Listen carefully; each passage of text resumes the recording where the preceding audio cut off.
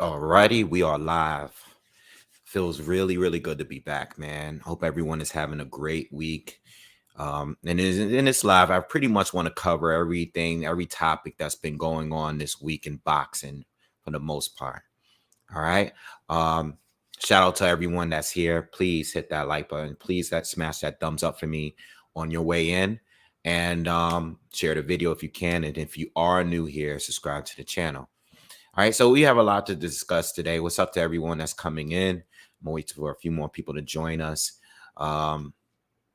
Member Bowley. I always say your name wrong. Member Bowley. What's up with you, man? What's up, Ralph? What's good with you? So yeah, we got a lot to discuss here. And let's start out with this weekend. This weekend, we don't have a major fight, but we do have the return of Teofimo Lopez. All right. He's going to be returning since his loss to George Kambosos. What's up, Arthur? How you doing? And he's going to be fighting on Top Rank ESPN this Saturday, okay, against Pedro Campa. And this is going to be his a tune-up, all right? Tune-up, in my opinion, and not a bad tune-up. You know, it's not much footage of Mr. Campa out there. I did look him up, but there's not much going on as far as like it's a clear tune-up, all right? But if Teofimo is not careful, of course, this is boxing. We might see another upset. I'm not expecting that, but you never know. You know, I didn't expect Teofimo to lose to George Kambosos neither. All right, but I want to talk on that. I want to speak on that first. I also want to speak on Benn against Chris Eubank Jr. I have a lot to say on that fight. Also want to discuss a little bit on Devin Haney, Lomachenko, Shakur Stevenson. You know, I brought that up before. Bob Arum did a recent interview on Barbershop Conversations. Shout out to Fred. Gave us an exclusive interview on with Bob Arum. You know, every once in a while he'll pop out with a Bob Arum exclusive interview, and they go into great detail about a number of things. So I just want to brush past that a little bit. I want to brush on a little bit on Spence and Crawford. All right, still waiting for that fight to get announced. Whether it's going to get announced or not, waiting for something to happen. All right, everybody's waiting at this point. And also, just want to briefly speak on Deontay Wilder against Robert Helenius. All right, but we're going to start out with Teofimo Lopez because that is the fight of the week, and he is returning against Pedro Campa. Now, Campa, I looked up this guy. A lot of fights, a lot of pro fights. I think around 35 fights. Got a pretty good KO ratio. One draw in there, one loss, one knockout loss, but hasn't fought real elite composition. You know, I looked him up on BoxRec. I looked a little bit of content that he has out on YouTube, and there's not a lot on there. There's not a lot, you know, and he seems to be a good, rugged, rough pressure fighter. You know, a guy that likes to exchange a lot, likes to trade. Not really great in the defensive department. That's one thing that I noticed with him. He got solid power. He likes to bang, and he does have a pretty solid chin. But he seems to like to block punches with his face. And I think against a guy like Teofimo Lopez, that might not be the best thing. I don't think that's good, you know? But again, this is a tune-up fight for Tio. I mean, he's coming off of his first career loss, and it's just all about him getting back into the game and his first fight at 140. All right. We all know that he was pretty big at 135. We knew that he was going to move up eventually. Same with Devin Haney, same with Ryan Garcia. All of these guys are kind of big for 135 to begin with. You know, they're all young, they're all like in the same class, and they're just going to keep moving up. Even Shakur Stevenson, who's around their same age, Shakur has already gone up from 126 to 130 and probably be going up to 135 pretty soon himself. All right. Shout out to everyone. What's up, Adam? What's good? 1 foot out the door. What's good with you? All right. So yeah, we got Teofimo Lopez. Look, I just hope that, and I'm, I think everybody agrees when it comes to Teo at this point. I just hope that Teo is mentally prepared, not only for this fight, but moving on. He does a lot of interviews. Well, he's been doing a lot. Obviously, he's been doing a lot this week because you got the fight this week. And he comes off like he feels like everyone is just against him. It's like the whole boxing world is here to just take him down. That's the kind of energy he gives off when I listen to his interviews. It's not much like, I don't know. He doesn't take blame in anything that he does. He lost a fight to Kambosos, and it was just like zero accountability. And I know that sometimes when you first lose a fight, especially when it's close like that, you're a guy that holds 4 titles. You fight George. Everybody's looking past George because of all the other fights that you could be involved in. Great fights that we want to see. There's Tank out there. There's Haney. There's all these guys, right? And then all the guys from 140 were being brought up when Teo was undefeated, right? We was talking about Josh Taylor. We was talking about Regis Prograis. We was talking about all these guys at 140. And then you lose to George, and it's like everybody's against him. He got robbed. They did him dirty. And listen, it was a very close fight. As much as, and it was a great fight. It was one of the best fights of last year. But he lost a fight to me. I think he barely lost a fight. I had scored 7 rounds to fight. Obviously, they both scored knockdowns. I really had it tied going into the final round. Like, I thought that whoever won the final round would win the fight. And I think George just pushed a little bit harder. I felt like George wanted it a little bit more. What's up, Kurtz? What's good with you, man? What's up, Angel? How Dan Gore? What's up with you? So, look, Teofimo Lopez does these interviews, and it seemed like mentally he still might not be there. Now, I don't know if that's the case in general. Maybe he's just bitter that he lost the fight. What's up, Duke Oden? Maybe he's bitter he lost the fight. Maybe he is focused. I mean, he looks in great condition. He looks great. I mean, I've been watching his videos of him in the gym, and he looks incredible. He looks in great shape. So hopefully mentally he's there. The thing is, and the only thing I'm worried about here is that I felt like he lost the last fight because he was looking past Kambosos. Okay. And he was also going through a lot of things in his personal life. And I felt like his corner, specifically his pops, I felt like he wasn't getting the proper words of advice throughout the fight. I think they went into this fight wrong. I think throughout the fight, he was getting coached the wrong way. I think a lot of things. I think he was going through things. I heard that he was going through things with his wife and all that. So I think Teo was going through a lot of things and just had the wrong game plan. And that's part of the reason why he barely lost that last fight. Now, going into this fight, hopefully things are more, hopefully he's good. The only thing I'm worried about, the only concern that I have is mentally, is he good? Is he good? And hopefully he's not looking past his opponent, because if you look at and you watch every interview, who are they bringing up? They're bringing up Devin Haney. They're bringing up Ryan Garcia. They're bringing up everybody else but Campa. You know why? Because nobody cares about Campa. Nobody's ever heard of him. No one cares about this guy. This is what happens when you're coming off a loss and you're doing a tune-up fight, and he's fighting an unheard of guy. But the guy is not bad. He's a decent fighter. He's decent. And you know what? He looks to be in great shape too. For him to be a journeyman, he looks to be in great shape. I've seen him there. I'm paying attention. Throughout the week, I've been paying attention to whatever videos that they're putting out there. And the guy looks good. The guy looks like he's a tough dude. Again, he got good power. I think Teofimo knocks him out.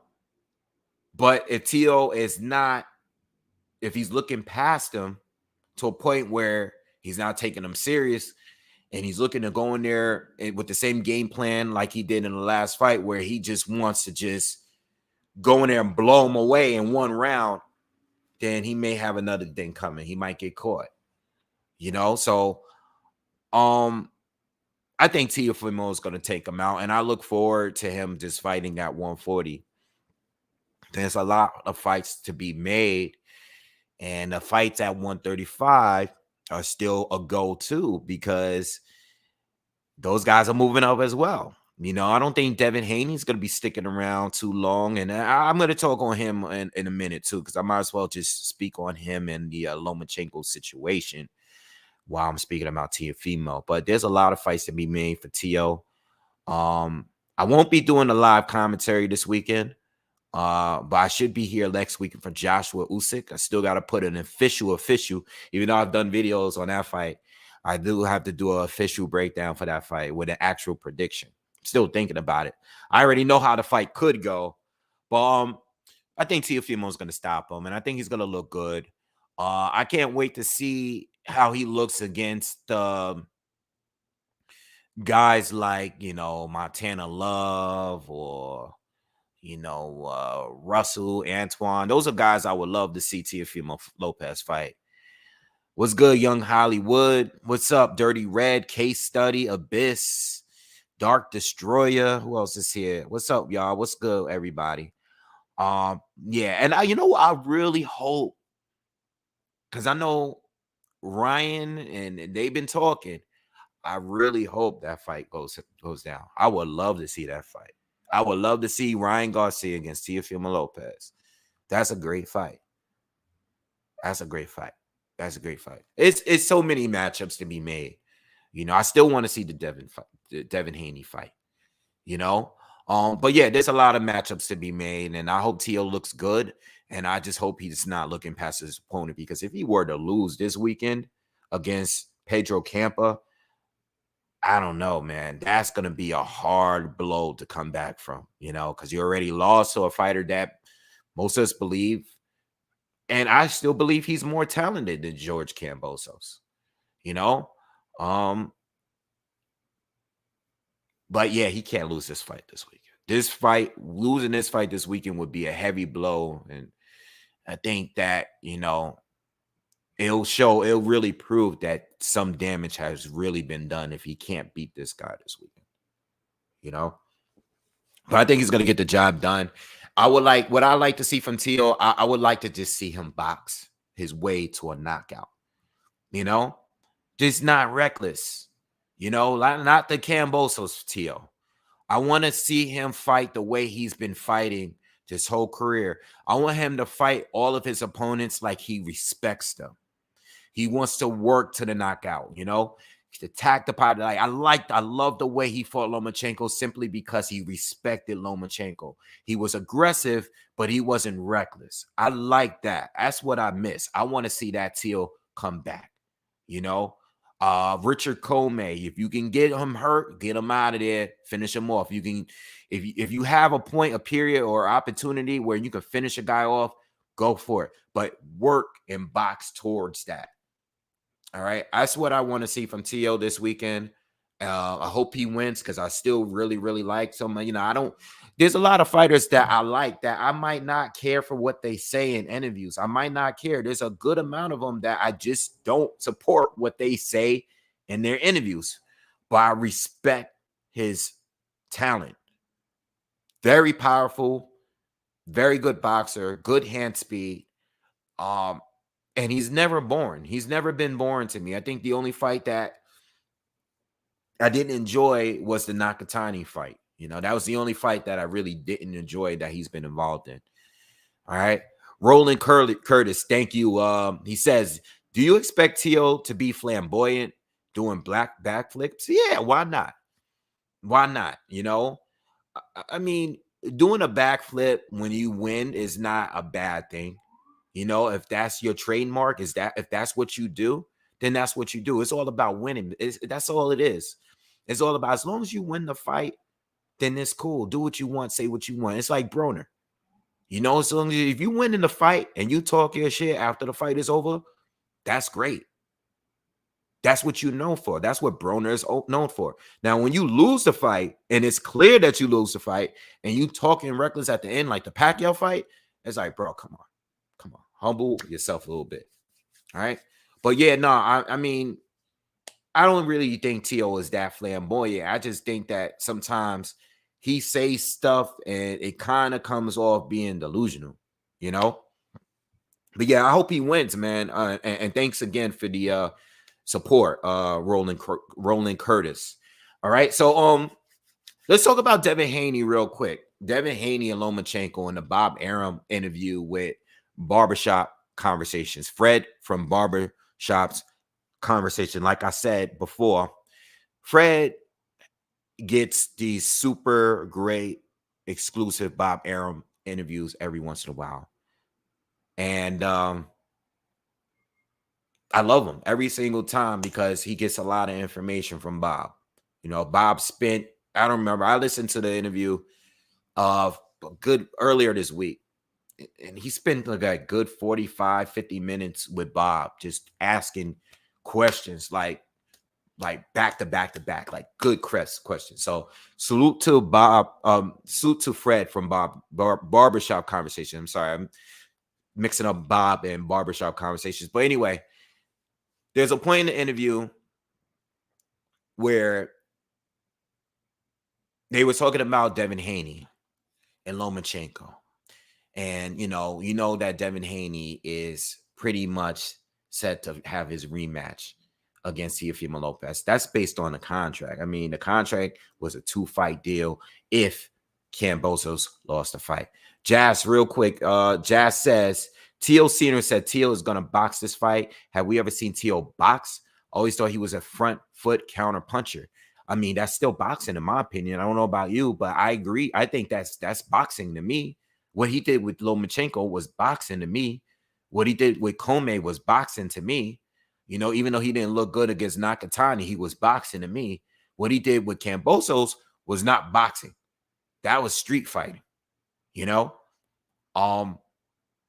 So yeah, I think he always boxes. I just think he, in that fight, you could still be front foot heavy and a counter puncher, but that's still boxing. That's his style, you know? I don't think he's just a pressure fighter that takes shots in order to give them back. That's not him. You know, he's not, he's still a boxer. It's all about styles. Everybody's boxing, everybody's boxing at the end of the day. I think there's very few guys where I can say like, this is not a boxer. This is a straight brawler. There's very few of those guys, but all of them box for the most part. And thank you, Jazz. So Bob Arum was asked about, Lomachenko and, and possibly, seeing him fight with Haney. And I made a video recently as well talking about Haney. No, I'm sorry, Shakur Stevenson, because Bob is interested in making a Shakur Stevenson Lomachenko fight at some point when Stevenson goes up, maybe possibly next year. Now, the way it was supposed to work before Haney fought Kambosos, it was between Haney and Lomachenko, right? Who was going to get that title shot against Kambosos. And, Lomachenko lost to Teo, but he had his 2 comeback fights against Nakatani. He beat Nakatani. Who else? He beat Richard Coleman, right? And then, Devin Haney was, we already know his situation. He's a WBC world champion. Wasn't a franchise champion, but he had the official belt, in my opinion, the official one. And Lomachenko fell back and he focused on what was going on with the Ukraine, right? Haney got the fight. He signed to a 2-fight deal. If, of course, if Kambosos was to lose, he signed with Top Rank, right? We knew that he was independent leading up to that time.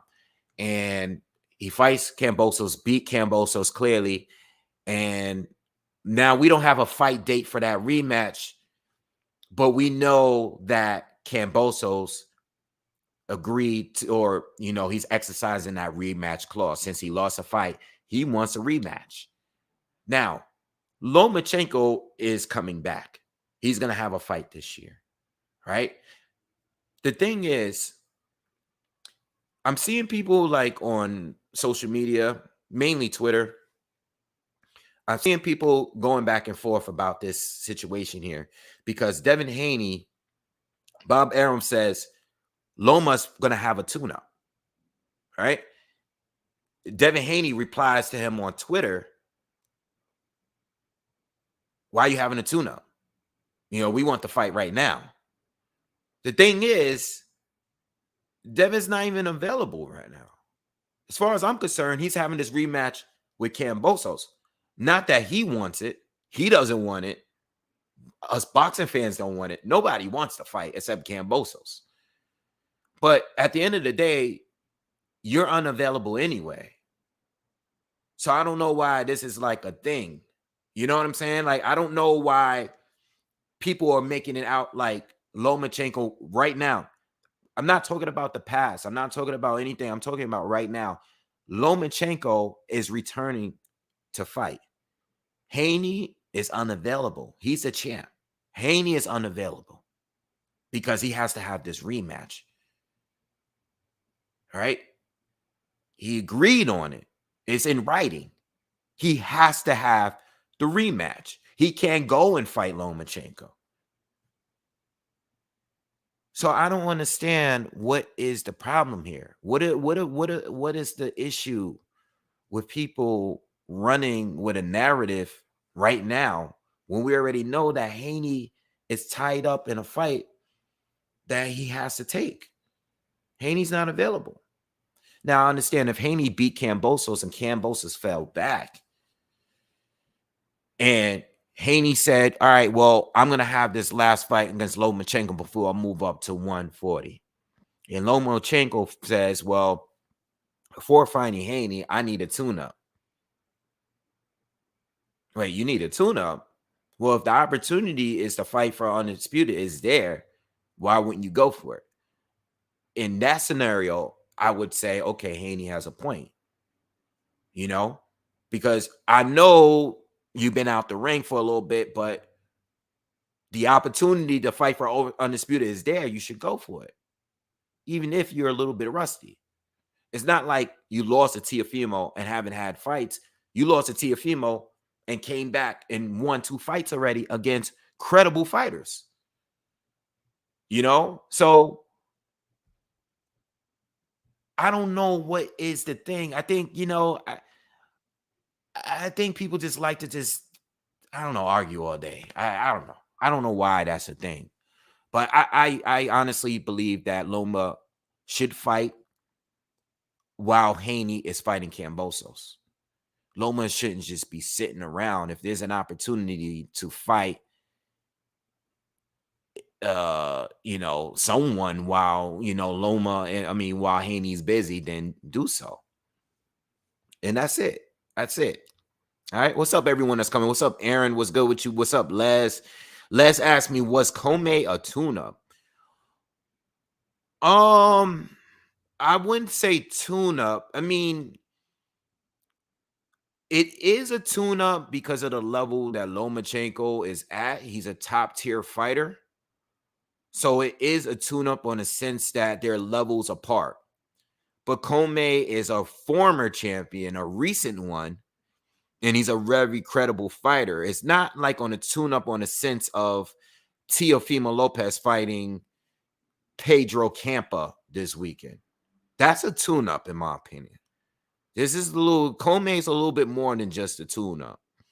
I think the same with Nakatani. I think Comey is more credible than Nakatani, but I think, for Loma, it is a tune-up, but there's levels of tune-ups. You know what I'm saying? Like Danny Garcia fighting, what's that guy name? What's the guy's name? The guy back in the day that he knocked out that he had no business fighting after he had lost to Mauricio Herrera, in my opinion. Even though it was an official win, I thought he lost that fight. Ross Salka.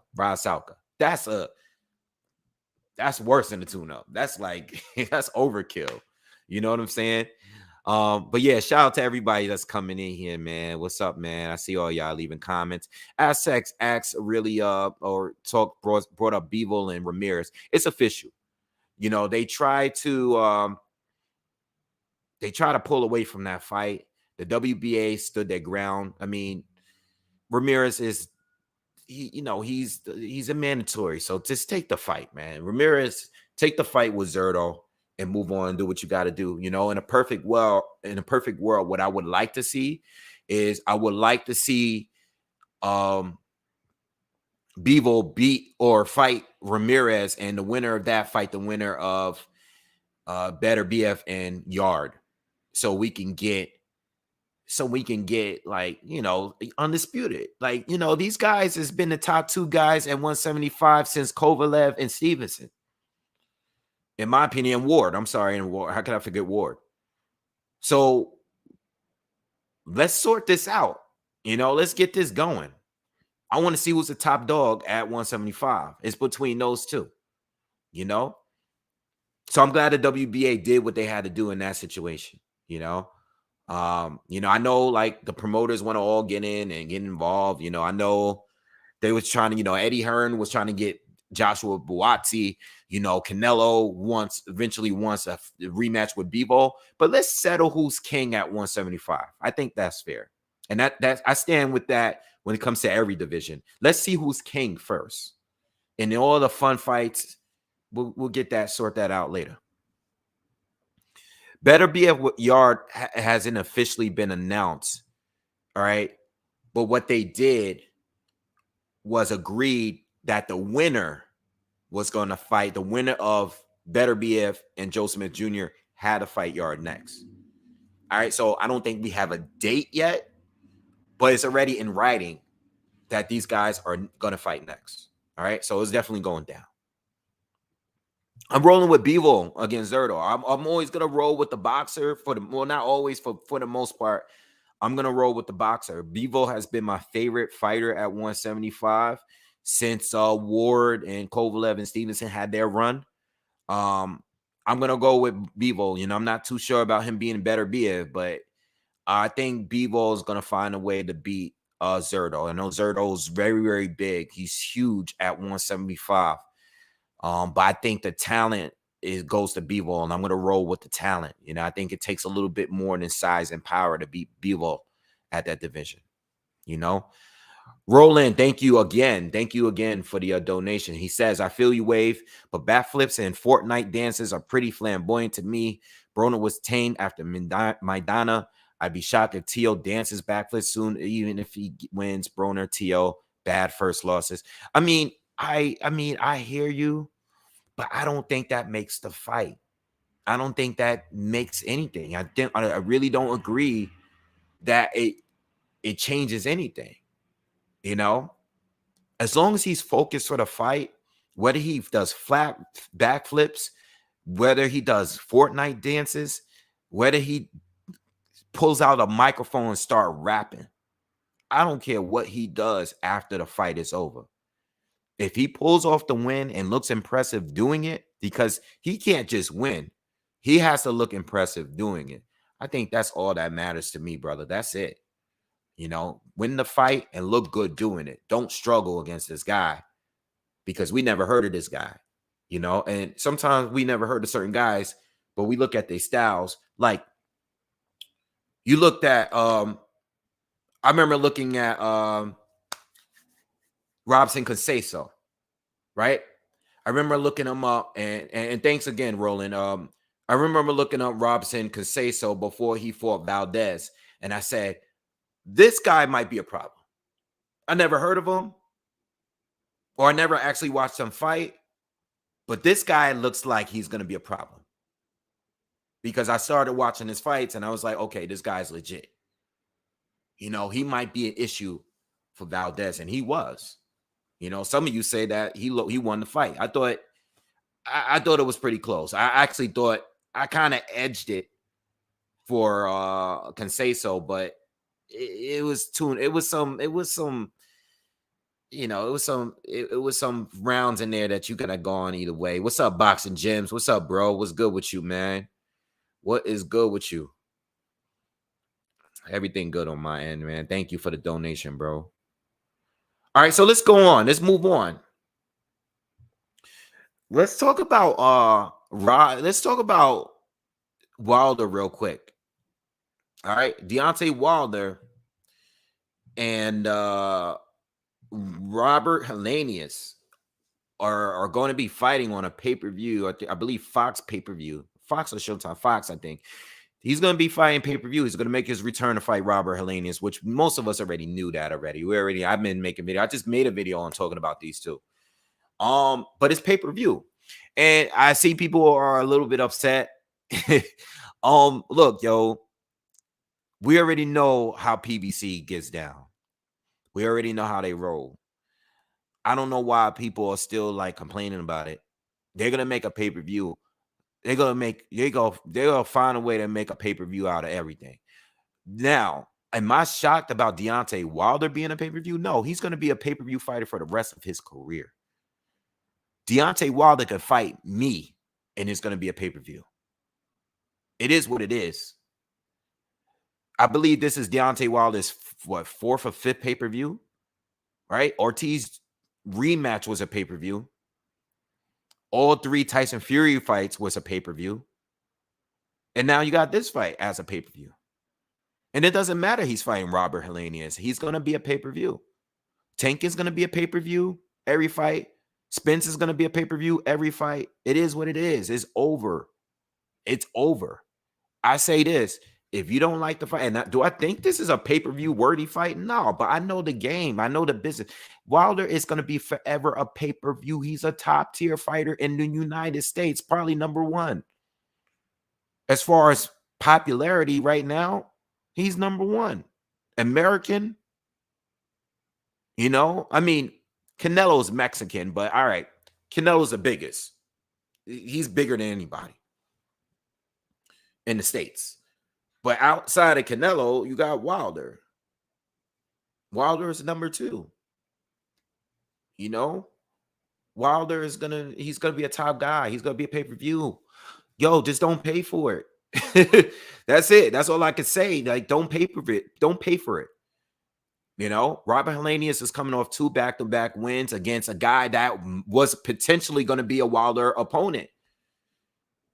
Adam Kanowski was going to be a Wilder opponent at some point. Wilder was sitting ringside as fights in Brooklyn.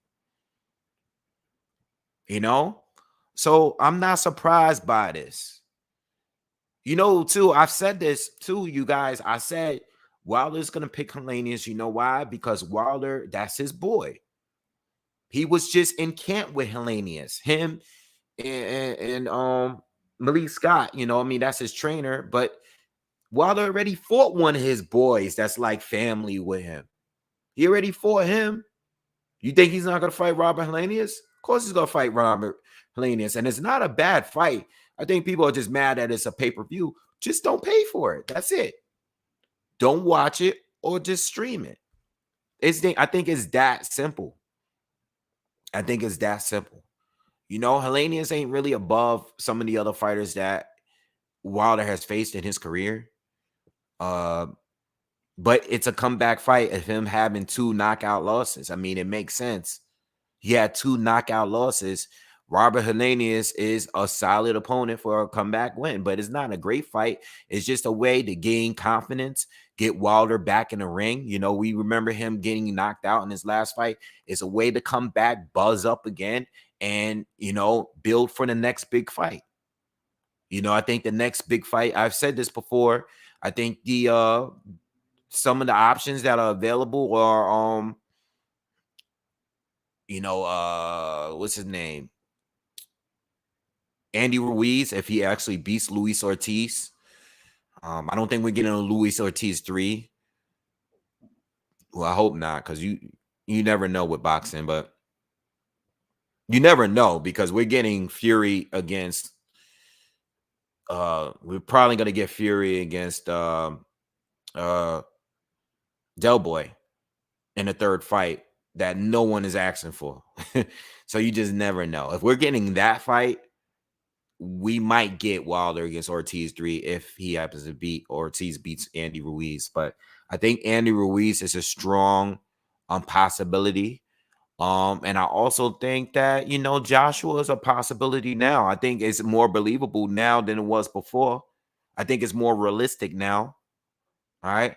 Jazz, thank you for the super chat. You asked me if I think the number one thing wrong with boxing is mismatches. I think the number one thing wrong with boxing is just the politics of it all, the corruption. And that's based on a whole lot of things. The corruption, mismatches, yeah, that's a problem, but that's one small problem in the whole corruption of this sport. It's very, very corrupt. It's very, very corrupt. And it's been that way for decades. So I think overall, the sport is not nearly as organized as every other sport. It's the most corrupt sport in the world, in my opinion. At least major sport that I'm familiar with. Yes. So I don't think mismatches is the number one thing that's wrong with boxing. Because I think for the most part, most of the top tier fighters fight other top tiers, or at least world level fighters for the most part. I think mismatches, a lot of them are necessary because you want to build up the experience of fighting guys that are lower than you, but you want to work on things. You want to get better. So when you fight the other top tier fighter, you could be ready, But yeah, going back, and thank you again, going back to what I was saying, just don't pay for the pay-per-view, man. That's it. It's that simple, yo. You don't want to pay the $75 that it's going to cost. Don't.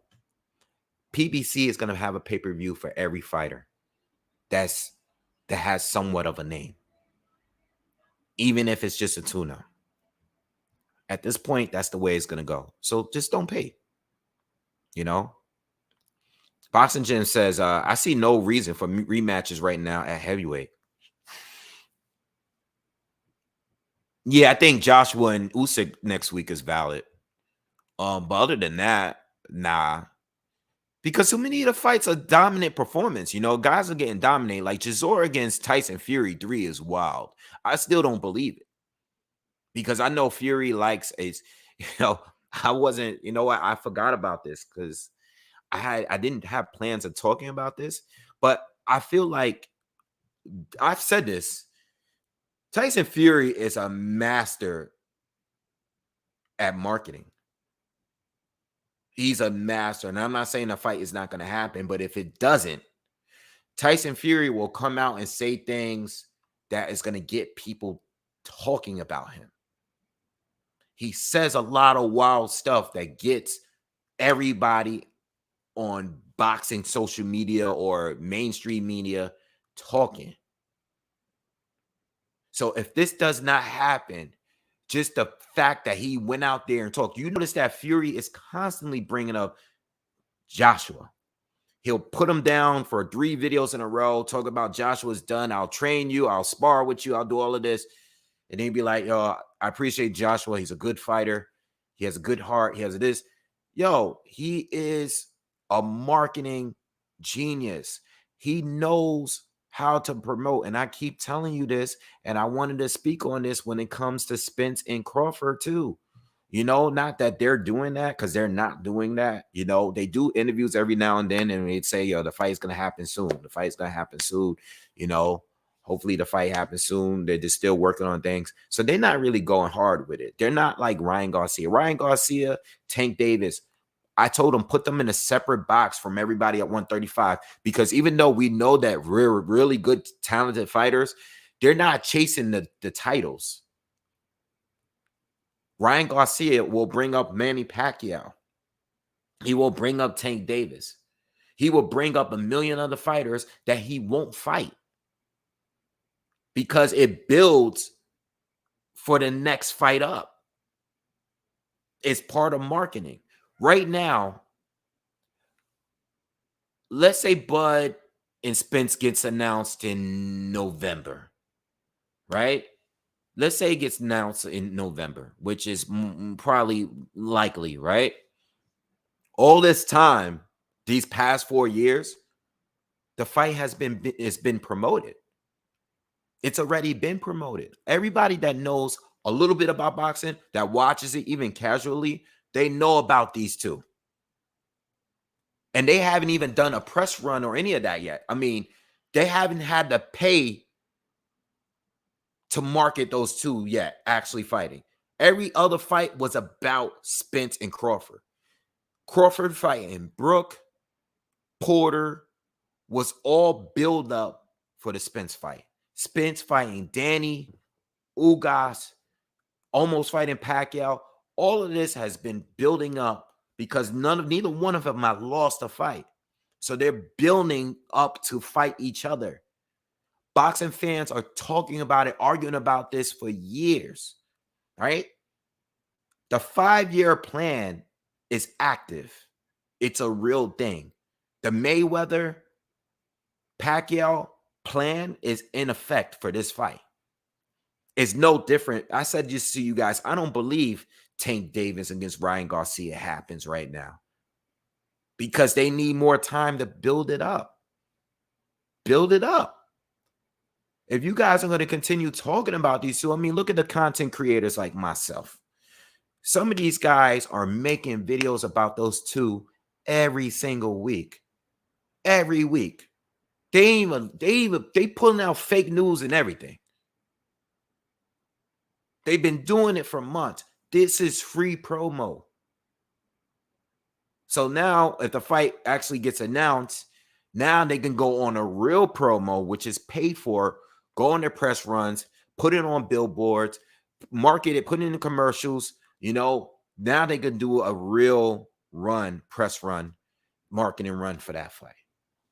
But everything is put into place. Everything is going according to plan if they are actually going to agree to fight. It's that simple. Yeah, Xander Zayas out of that new crop of young heavyweight. I'm not have young Puerto Rican fighters, I think is the best right now. For real. Yeah, Young Hollywood says they make videos about this every day. Wave, it's not even weekly. You absolutely right. Every day. Even if it's fake, just put it out there. A rumor. I got sources. I heard rumors. There's reports. Spence Crawford is done. It's not happening. Derriman is happening. Nobody knows a goddamn thing. I'm waiting for the official news, the official announcement, if the fight is going to happen or the fight is not happening. You know, one thing about those two, though, if the fight doesn't happen, especially like looking at Virgil Ortiz Jr., him, Stanionis, Boots, all are in a position to fight for a title. Now, in a perfect world, what I would like is for those those 4 top tier fighters, like maybe Conor Benn, Boots Ennis, Stanionis, Virgil Ortiz Jr. I would love to see those guys fight each other, banging out. Some of them are with it. You know, I know Boots is. Virgil has said, and he's been clear. Virgil's been very clear. Man, see a lot of you Virgil Ortiz fans, hardcore ones, going out your way to discredit Boots. Oh, Boots resume this. Listen, all of those guys are credible enough to fight each other. Right now. Right now. That includes Stanionis. That includes Conor Benn. It doesn't matter. Boxing doesn't work in a way where this contender's resume is a little bit better than this contender, so he doesn't deserve it. It doesn't work that way. It does not work that way. Can we stop talking like that? All of those guys are credible enough to fight each other right now. They don't have to wait, but they are choosing to wait for the most part. Ben is doing this other thing right now. I'll get to that in a minute. All right. But stop with the fanboy talk. You know what I'm saying? At the end of the day, it's about being the best. And that's what all these fighters say in interviews. Oh, I'll fight anybody. Oh, I just want to be the best.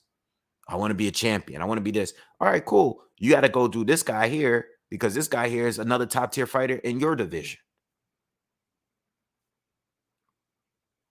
Be consistent with everybody. Everybody got to be very consistent. You know, Benn is an elite, but Benn is a top tier contender. He's got himself in that position. He's ranked that. It's not like me just throwing that out there.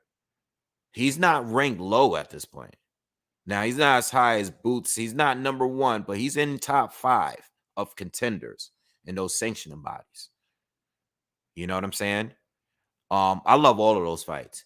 But I'm going to tell you something right now. And this is the only reason why I have hope that that fight will happen, regardless of what people are saying on the internet, everything. The one reason why I have hope that this fight may happen, really might happen and will happen, is because if these two don't fight now, they're not going to fight. They're going to have the belts. It's going to be a mess. If they don't fight now, everything is going to be a mess because there's too many mandatories right now. And Spence holds 3 of those titles. But it's not really due for a mandatory yet, but he's not far from it because the Porter fight was already almost a year ago now. It was a while ago. So they need to make the fight happen now, because if the fight doesn't happen now, fighting, those two can still fight, but it may not be for undisputed. So if they can fight, they can always fight. They could go to 154 and fight, which I'm cool with, but we all want it to be undisputed. I like Cody Crowder. He's good too. He's solid. He's solid. I've seen him fight a couple times. One of the fights I covered, he's good. He's legit. You know? Let's talk about Conor Benn and Eubank Jr. So if you guys are, if you guys been around for a little bit, you know how I feel about fighters moving up to weight divisions. I'm not a big fan of it, only because most of the ones that we've seen, most of these fighters haven't proven yet that they were top dog in the division that they were currently fighting at. Most of the time, there was more work to be done. And in the case of Kell Brook against Triple G, you are one of the top fighters in the division currently in Kell Brook. You're undefeated. And you go up to fight a middleweight killer. There's no win on his resume at that time. I'm talking about Kell Brook, that made me believe that you were capable in beating Triple G. It was a mismatch from start to finish. Same with Mikey. The same with Mikey. Mikey, I don't even know if you're the best at 135 right now. Or 140.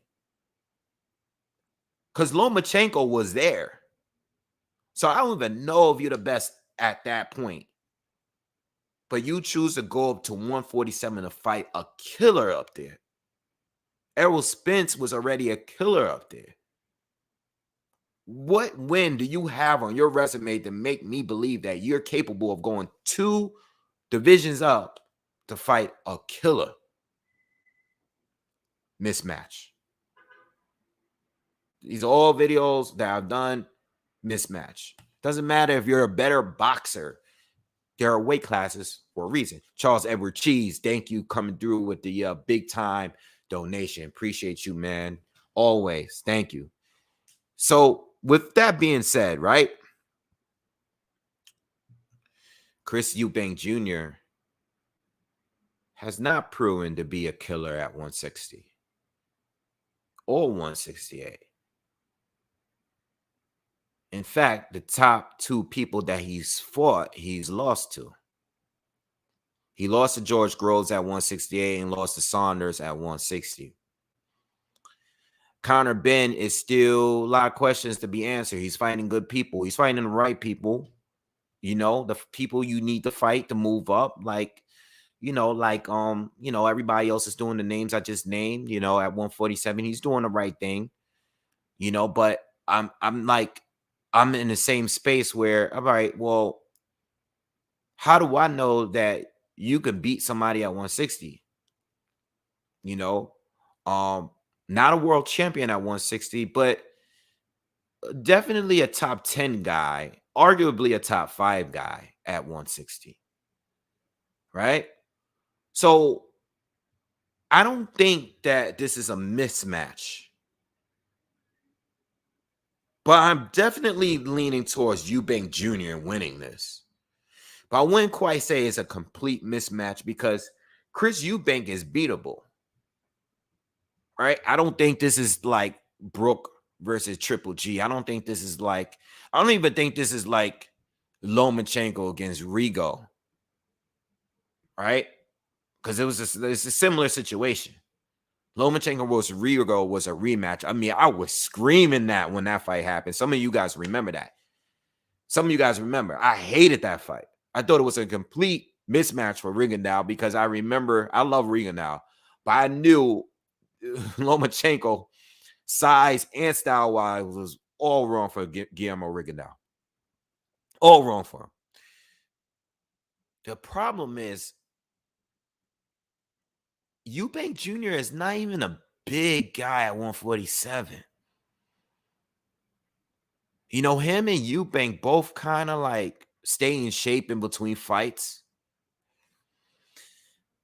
You know, I don't know, man. You know, all right, so I had to sit back and fall back on this one because I have to understand I'm an American boxing fan first. Chris Eubank Sr. and Nigel Benn was a classic. It's a British classic. That's their thing over there. This is a big time fight because of who their fathers are. You know what I'm saying? When I was growing up and watching boxing as a kid, when I think of middleweight, I was watching James Toney, Roy Jones, Michael Nunn. You know what I'm saying? The four kings. Like, I was familiar with those guys. I'm gonna be honest with you guys. I didn't know who Nigel Benn was until I grew up. I didn't know who Chris Eubank was until I grew up. Steve Collins. I don't know. I didn't know these guys. When I was a kid, I knew of Lennox Lewis and Frank Bruno. I knew the guys that my favorite fighters, American fighters, fought and beat. You know, I didn't know who these guys were. But when I went back and did my research and go back and watch these classics as an adult, I was like, yo, these dudes were big time British fighters at that time. Chris Eubank Sr., Conor Benn, classics. Both fights were very good. So it's the rivalry between the two fathers that is making this fight a big deal. So I can't look at this fight in the same way that I look at all these other fights that were totally random. Kell Brook, Eddie putting Kell Brook in there with Triple G. Kell Brook was never the same. You know, that was totally random. That's something that Eddie put together. Mikey, I still trying to feel, I'm still trying to see what Mikey saw in Spence that made him believe that he can beat him. I don't know what it is. Still waiting for that. But this fight here, this is a huge British fight. And based on who I'm looking at, like on social media and stuff like that, they really care about this fight. The tickets are gonna fly with that if they haven't already. I don't know if they're for sale. Now I do understand that there is some kind of catch weight, and I believe that is 158. I don't know if there's a rehydration clause, but I know there was supposed to be one. I'm pretty sure there is. There's probably some weight kind of agreement that Eubank has to follow by. I know that Chris hasn't fought below 160. All right. And he's win as far as 168. All right. So with that being said, he obviously going to have to be a little drained to make this fight even. But I don't know, man. This is not a fight that it's not that I'm not interested in it, but it's about the timing. And I hope we don't go into a situation where Conor gets destroyed and then he goes back down to 147 and then now he's not the same fighter. Because there's fights that I want to see him. I like both. I'm not even rooting for one specifically because I thought about it.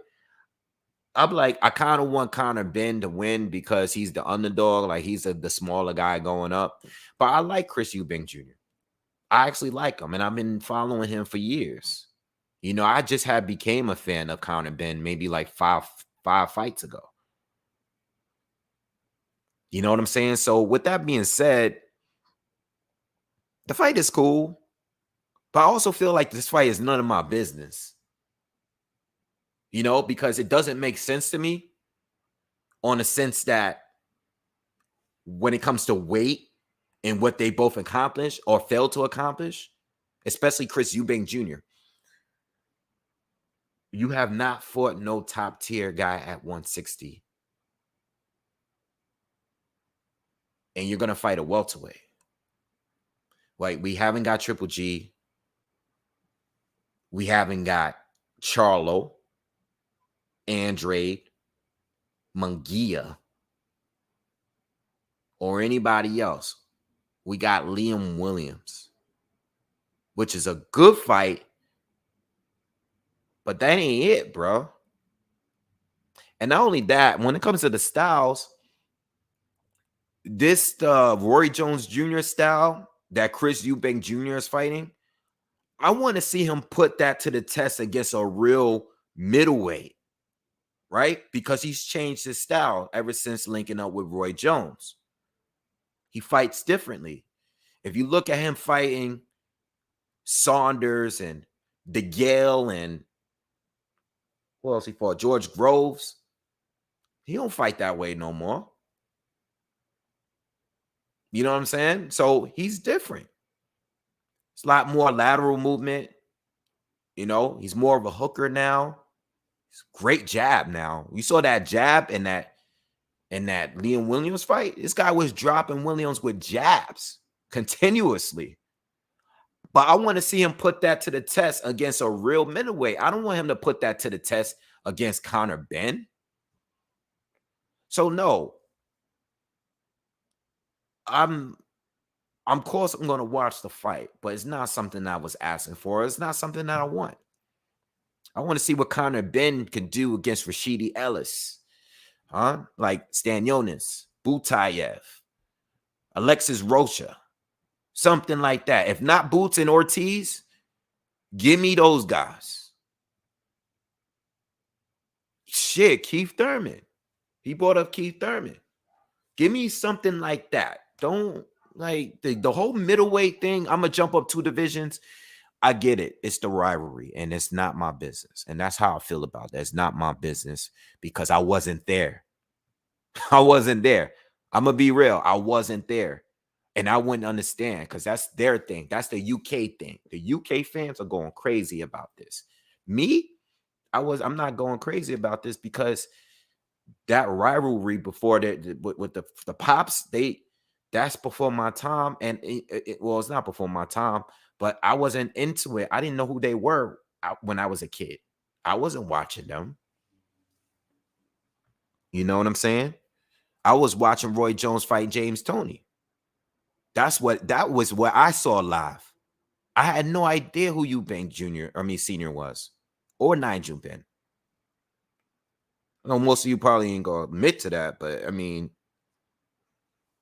I'm just keeping it real. So for the UK, that's a big fight. But to me, it really doesn't really do anything. I just hope that if Eubank is to win the fight, hopefully if he does win, hopefully he doesn't like damage Benn to a point where this dude is not gonna be the same fighter. like a Kell Brooks situation. You know, that's how I feel. All right. But I don't think it's going to go down like that. Honestly, if I'm going to be honest with you, I do think Eubank is going to win. But I think the fight, for the amount of time that it lasts, I think the fight is going to be entertaining. I think it is going to be entertaining because of the styles.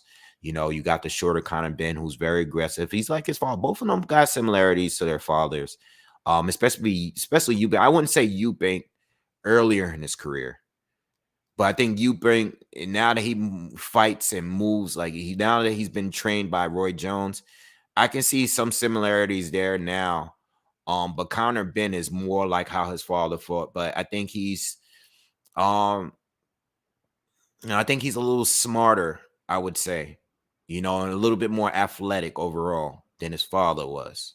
Just my opinion. I hope nobody feels away by me saying that, because I know the old school dudes probably look at this like, oh, you don't know what you're talking about. I mean, I know, I've seen him fight enough.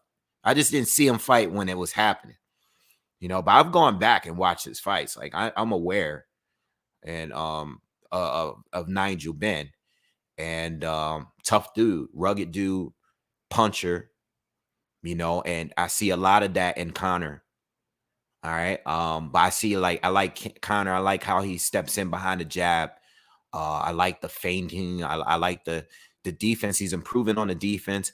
I actually think all right. So I will say that I do believe that Conor Benn has a higher ceiling than Chris Eubank Jr. Meaning that I think by the end of their careers, I think Conor Benn has potential to do more. Right? I think that, but I don't know how this is going to be coming back down. Again, he's probably going to come in weighing. And I also hope that when these guys jump up and weight like that, especially when they're not used to walking around in the weight, like he might be walking around like maybe in the upper 150s or so. But I hopefully he doesn't put too much pounds on, because you want to be able to absorb the punches better, but you also want to be quick. And that's, you gotta be yourself. So hopefully he's not coming in bulking up to a point where he's like right at the weight limit. That's what I'm hoping he's not. I think he should be a few pounds less than that. All right. I don't think he should be above 154 on the night of the fight, or at least at the weigh-in. All right. On One Foot Out the Door made a good point. Yeah, Ben turns into a superstar with the victory. He does. He does. But you know what? If he were to find a way to win, I still want to see him fight Virgil Ortiz or Boots Ennis. Because if he wins that fight, oh yeah, we're going to be talking about like, all right, if he does come back to welterweight, which I'm assuming he does because he's not a big fighter. But if he is win that fight and come back down, bro, can you still beat these other guys? Because one thing is, even though Eubank is bigger, Eubank still hasn't proven a lot. Eubank Jr. has not proven a lot. He don't have that like notable win on his resume for us to say like, all right, well, Eubank beat this guy. So you beat a guy like you. I don't know what Eubank can do on a top tier level. I don't know. I haven't seen him win a top tier fight yet. I think he almost beat Saunders. He beat a fading James Hagel. He beat an all right Liam Williams. He's all right. Like Liam Williams is all right. He's all right. Liam Williams had his moments against Andre, was able to hurt Andre, and he was able to come back against Eubank in the later rounds. I get it. He's all right. But did anybody actually think he was going to beat those two? I didn't. But Ben is tough. All right, but Eubank is better than the fighters that he's not only bigger, but he's better than the fighters that Ben has beaten already. And Eubank, and Conor Benn gotta watch out for them hooks. You gotta watch out for the hooks. You gotta watch out for the hooks. You gotta watch out for that jab. Because honestly, Chris Eubank, I think stylistically, this works in his favor, not only because of him being bigger, but the way he moves, his jab, his power. You know, if he wants to turn it into a dogfight, which I think me just freestyling, like not even doing no film study or anything. I just think that the game plan, the game plan early for Eubank is definitely going to control the distance. You know, work behind the jab, move laterally, right? Set up the right hand, uppercuts as counter comes in. And just keep him out of distance. And I think at some point, even if he is to struggle, he can turn around and use his size to walk, bend down, force him on his back foot, and go into that dog mode that we seen him against George Groves and Billy Joe Saunders. If he want to go there, he could go there. He can beat him either way. But yes, Conor Benn is fast. He is fast. He is a good body puncher. He throws good combination, and he's improving with every fight. It's just that he's so much more smaller than him, you know? I don't know. Nathan, I agree with Nathan. I just read Nathan's comment. Nathan says Eubank Jr. has been managed horribly, very weird career trajectory at times, but he would have made a lot of money. Yeah, and what's up with the Eubanks? Is this, I don't know, you know, maybe one of the channels, one of the UK channels would probably do better at explaining this to me. But why were the Eubanks always hated and out there? You know, I never understood why. Like, even when like Eubank Sr. fought Nigel Benn, like Nigel seemed to be so much more loved than Eubank. Even though Eubank was doing his thing too, good boxer, good power. You know what I'm saying? Before they fought, it just seemed like the people supported Nigel Benn so much more. And even now, it seems like they love you. They love Conor Benn out there. But Eubank get booed with every fight. Was it because their arrogance? Maybe it has to do with that, you know, because they both had that thing. I know Eubank Sr., you know, he likes to just stare in the crowd and the posturing. Yeah, Aaron, the antics. Yeah, I guess maybe because of that. And then, you know, Eubank Jr. was doing the same thing, you know, and especially early, he was really bad with it because Eubank Jr. was beating bums. And him and his dad was just, oh my God, the way they were in the ring, you know, his dad just standing around them while he was on the bench looking at him all crazy. Oh man. It seemed like the Ben's been much more loved. But I think Eubank wins. But I do think that Conor Benn has more potential to be a better talent to me overall. You know? Yeah, so we'll see. We'll see. All right, guys, I'm gonna head on out of here, man. I hope you guys have a great day. I'm gonna try to enjoy a little bit of this weather, get some food. I'm starving. I won't be here for the Teofimo Lopez fight commentary. All right, but I'm expecting a knockout. It won't be Saturday night. Also, Xander Zayas is gonna be on that card too, so definitely check it out.